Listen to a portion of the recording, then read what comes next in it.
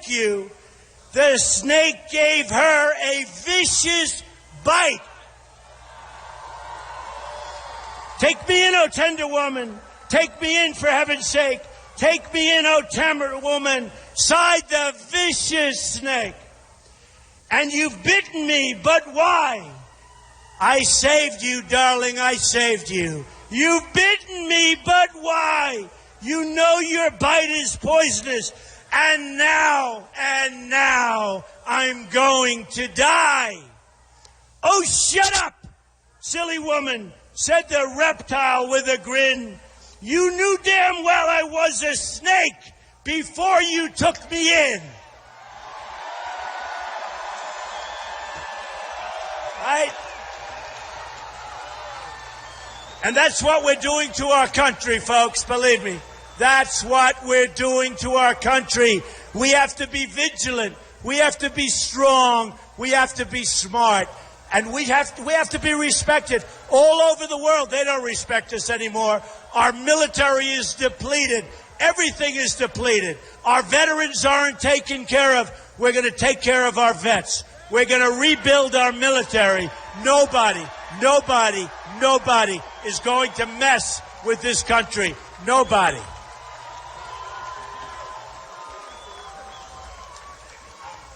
So when I started this quest, and believe me, it takes guts to run for president. I've always heard if you're a successful person, you can't run for president. And I said, I don't know. I'm looking at it. And by the way, we've done pretty well. We're leading every single poll. Every single poll.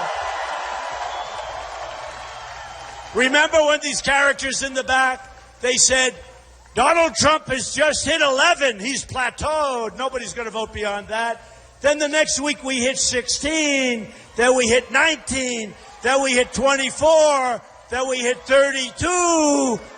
Well, now we're hitting 53. Now we're in the 40s and the 50s. Remember this, when they were saying that, I had 17 people.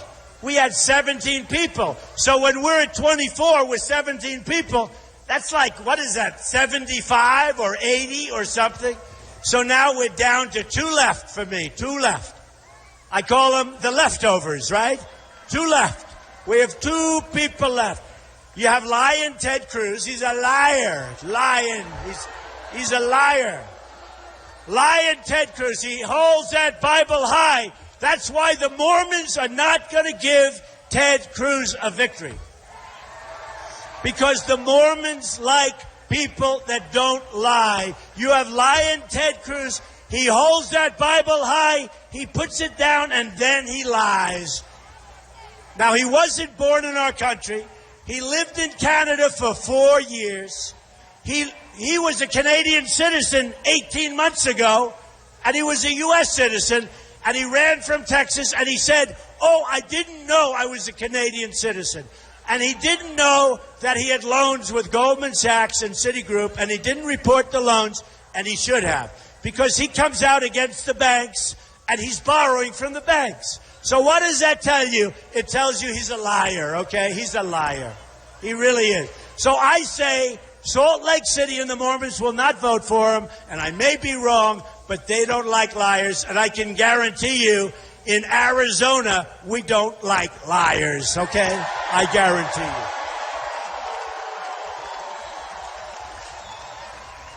So Ted and Kasich, I don't think Kasich's a factor here, but we'll say it anyway.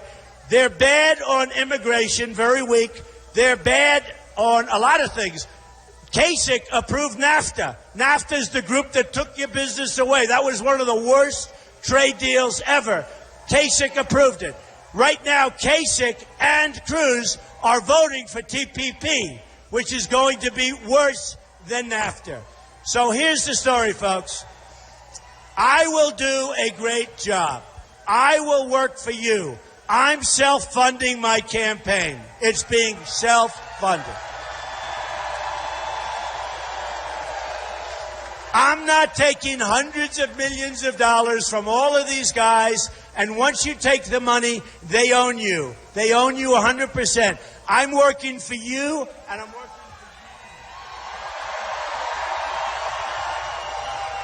I'm working for you folks. And I did this. I didn't need this. I said, sometimes I say, what am I doing? What am I doing? But you know what? The country has been so good to me. It's been great. My business is phenomenal. I put in papers almost 100 pages long. One of the great private businesses in the country. Oh, and they would have loved it if it wasn't. Would they have had a field day? One of the great private businesses, some of the greatest assets in the world, very low debt, great cash flow, and I say it only for one reason. That's the mentality we need in this country, at least for a while. We got to have it. We've got to straighten out our country. We owe $19 trillion in debt. The $19 trillion is going up to $21 trillion. We've got to straighten it out. Trade with China, trade with Japan, trade with Vietnam and India and Mexico. We lose everywhere. I have the greatest business people in the world. They've endorsed me. Carl Icahn, you know. Many of the great business leaders, they are the greatest business people in the world. They will negotiate our deals, folks. No more political hacks that don't know what they're doing. They don't know what they're doing. We're getting rid of the political hacks. We're going to have the greatest negotiators in the world, people that studied religiously the art of the deal, right? That's what we have.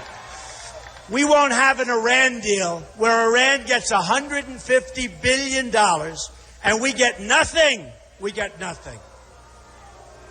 We get nothing. So that's not going to happen. By the way, there's a deal, just speaking of deals, one of the dumbest deals I've ever seen negotiated. We should have had our prisoners out long before we went any further. We shouldn't have started the negotiation. And if they didn't release our prisoners, we should have doubled up the sanctions. They would have been out immediately. Phase 2.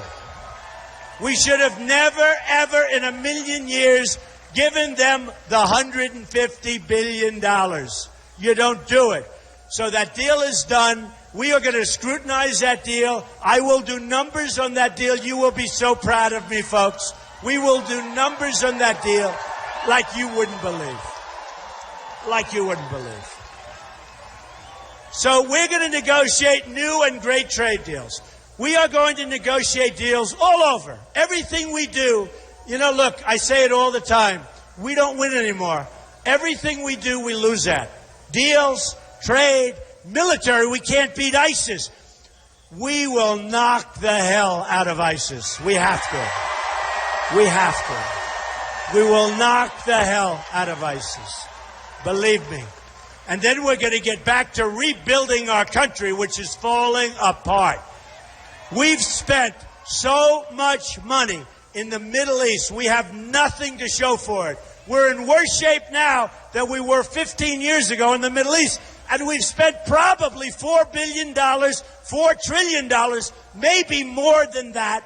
We have nothing to show for it. We have to get back to rebuilding our country. And we want airports. We want great roads. We want trains that go 300 miles an hour like China has. We want infrastructure. We want our hospitals to be great. We want a country that works again. Our country is not working. And you know what? We want jobs. We want our jobs back. We want our jobs back. I want Apple to build their products in the United States, not in China. So this all began on June 16th, and I came down the escalator with my wife, and I said, we have to do it. Not that I wanted to, we have to do it. Because just too many things are going. We're going to lose our country pretty soon. This stuff keeps going.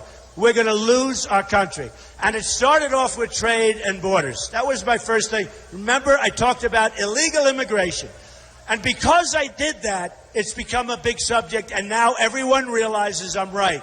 You had the killing of Kate in San Francisco, the killing of Jamil, whose father's become a great friend of mine. A young, incredible guy shot 3 times in the face by somebody that wasn't supposed to be here, who was here illegally. The killing of the veteran, a female, a woman, 65 years old, raped, sodomized, and killed, and thousands of others. And it's not going to happen anymore, okay?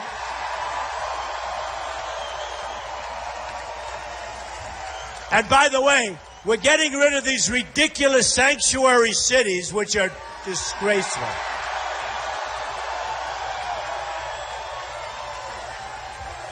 You know what the word sanctuary is? That's a place where they harbor. They go for safety. They go for security. Criminals go to these sanctuary cities, and you practically can't do anything about it. It's over for sanctuary cities, folks. Over.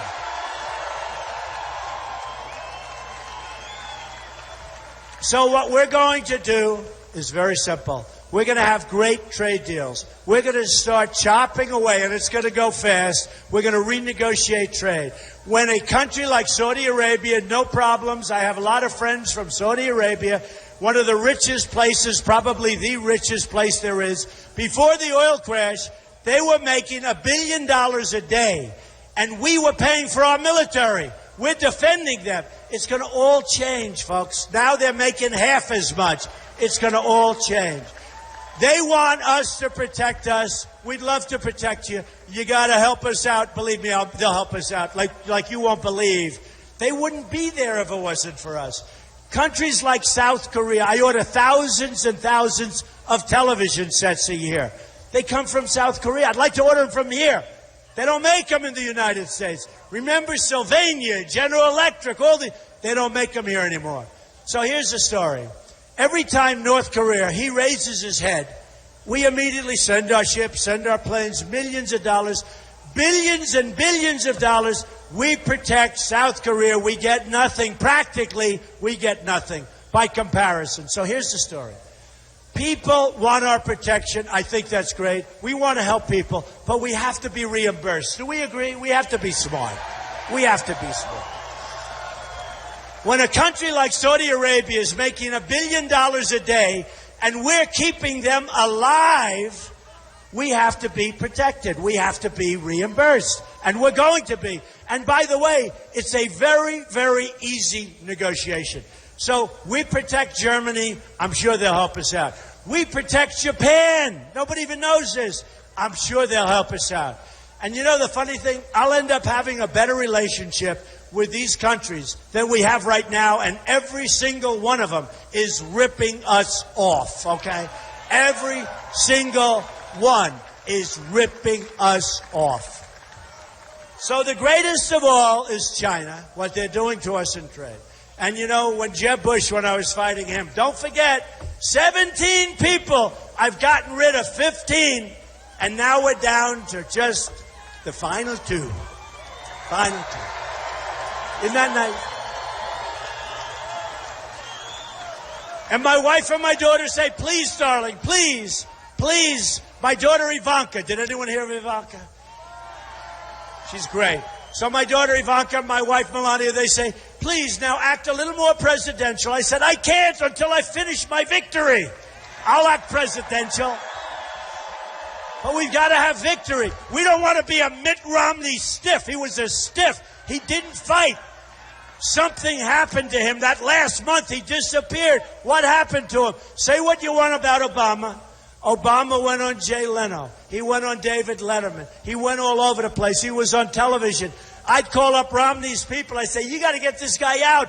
Oh, no, I think we're doing very well. You're not doing well. I can feel it. I got something where I can feel it. You're losing. Well, I think we're doing well. You're doing bad. Then he had the second debate was bad. The third debate was a disaster. He made a fool out of everyone here, and he lost an election that should have been won. That's not going to happen with me, folks. Not going to happen. Just remember this. I backed John McCain, and he lost. I backed Mitt Romney, and he lost. And I said, you know what? This time I'm doing it myself. That's it. That's it. So here's the story. We lose all the time. We're laughed at all over the world. Even my friends. I have many friends from China. You know, I love China.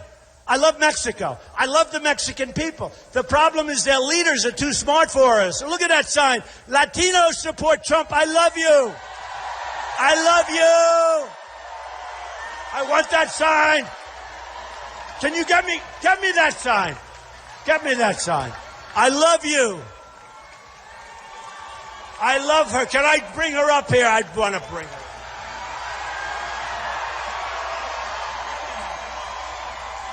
Let me have that sign.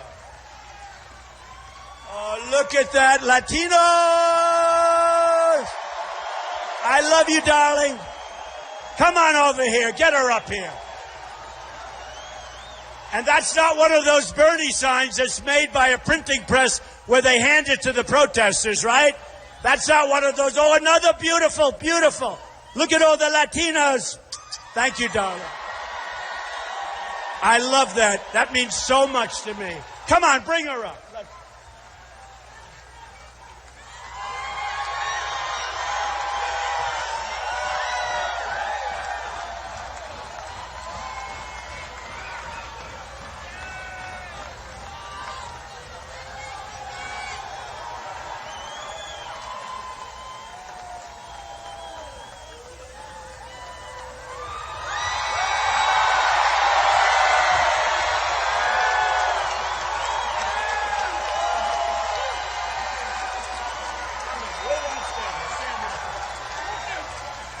I love her. I fall in love. Melania, I've fallen in love with her.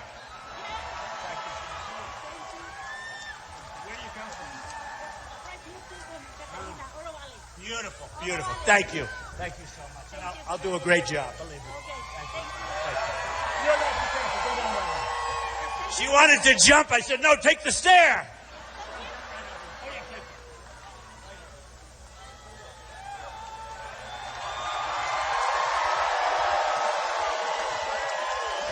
She did so well, I don't want her falling. That's why, you know, when I walk into like an arena, we have thousands and thousands of people, and I'm always very slow with the stairs, very slow, nothing to prove. The worst thing, can you imagine if I fell on the stairs coming up? I would be dead. It wouldn't matter what I said. It wouldn't matter how good a speech I gave. Those guys, I'd be on the front page of every newspaper in the world.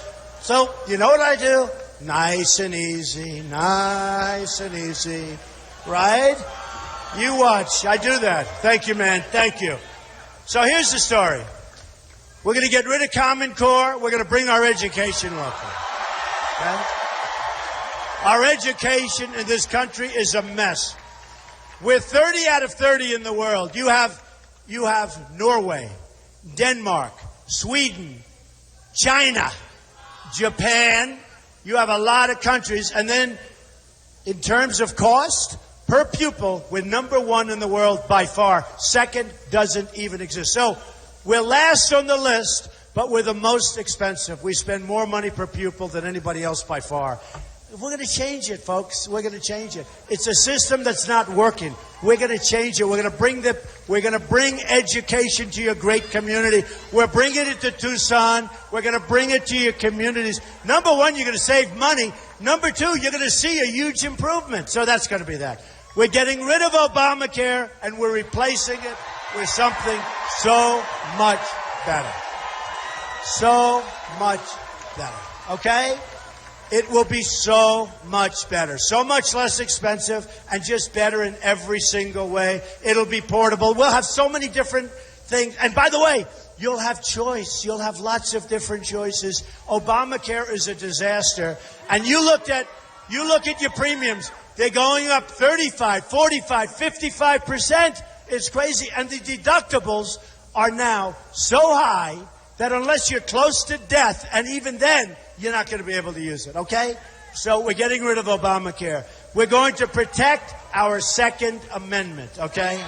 Protect our Second Amendment. And I tell the story. Paris has the toughest gun laws in the world, just about. The toughest in the world. And France generally. And you can't have a gun. Impossible. So when these thugs go in, these horrible, horrible human beings, these disgusting human beings, they go in and they're shooting and shooting. They kill 130 people. Many people are gravely ill right now in the hospital. Many of them are going to die. But these are really seriously hurt people. And if we had a couple of the guys in this audience or the women in this audience with a little pistol strapped to their side or a gun strapped to their ankle so the bullets could be flying in the opposite direction, it would have been a much different situation.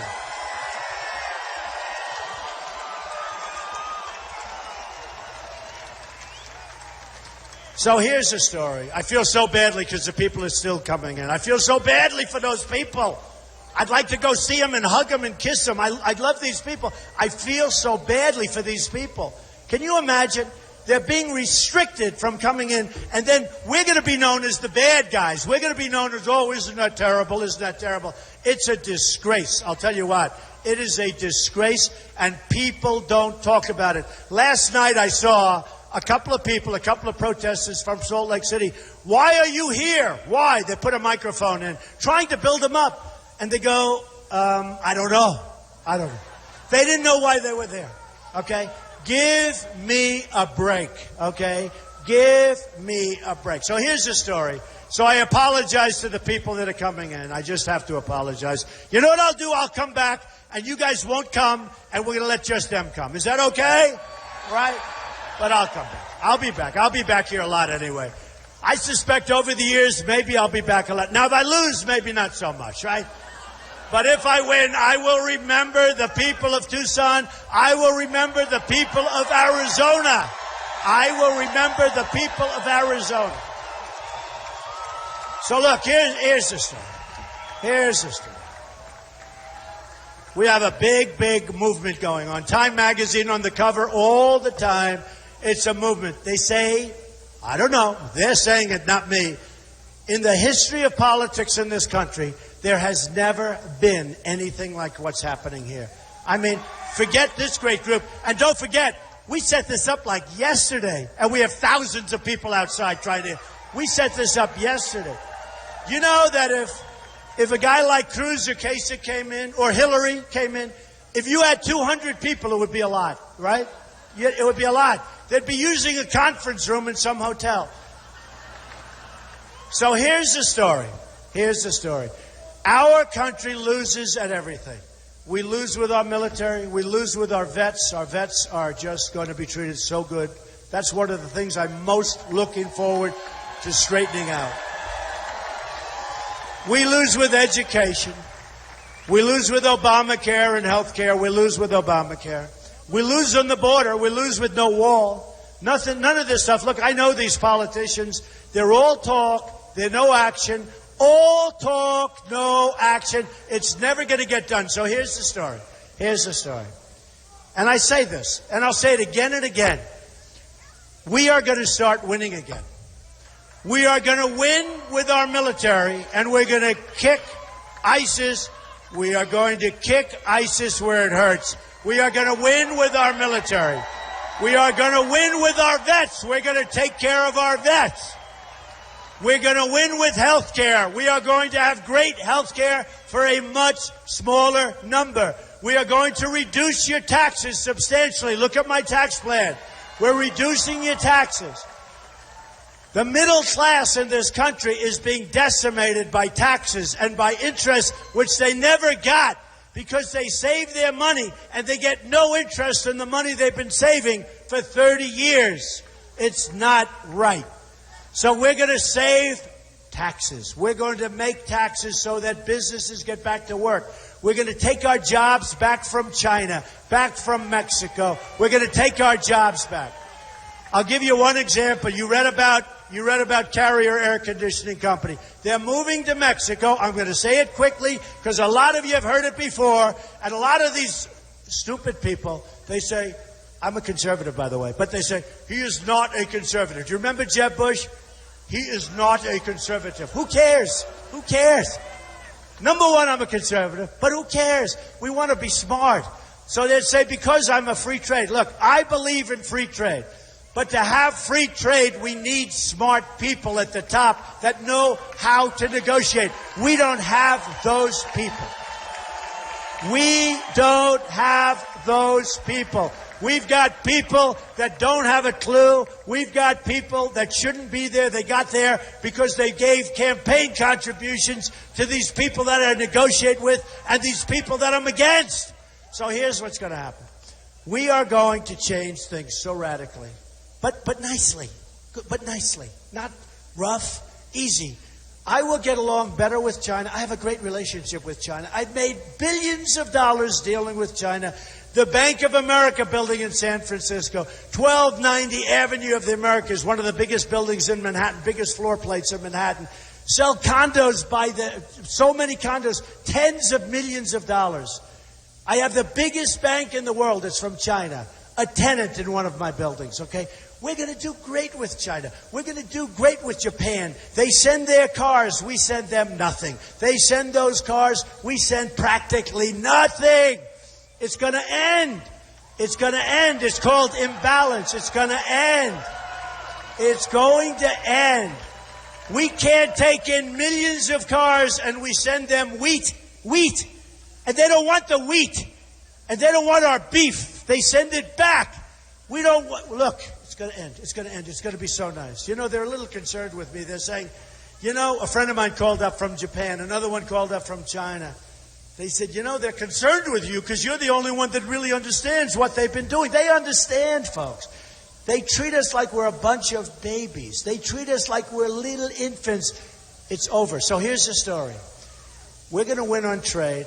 I'm going to tell Carrier, enjoy your beautiful new factory, enjoy your beautiful new plant in Mexico, but now we have a wall and we have a border, and every single air conditioning unit that you send across that border, you're going to pay a 35% tax on, okay? 35%.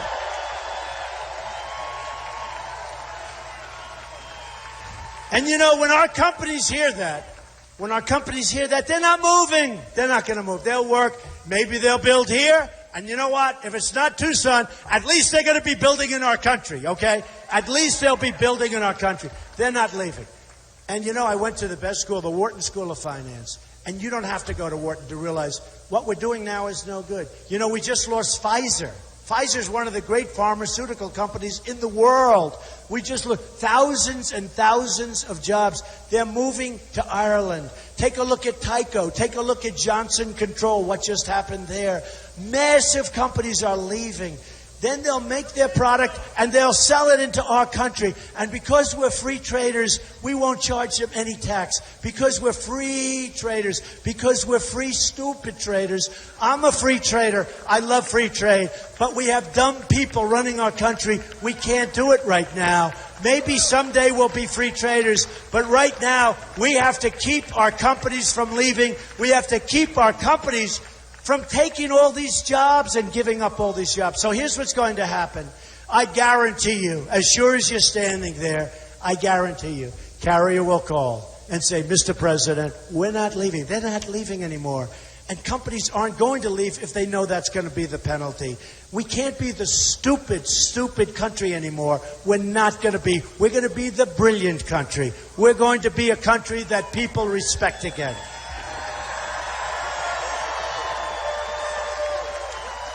So we're going to win with our military. We're going to beat ISIS quickly and very toughly. We're going to win. We're not going to let people chop off heads. That's medieval times, folks.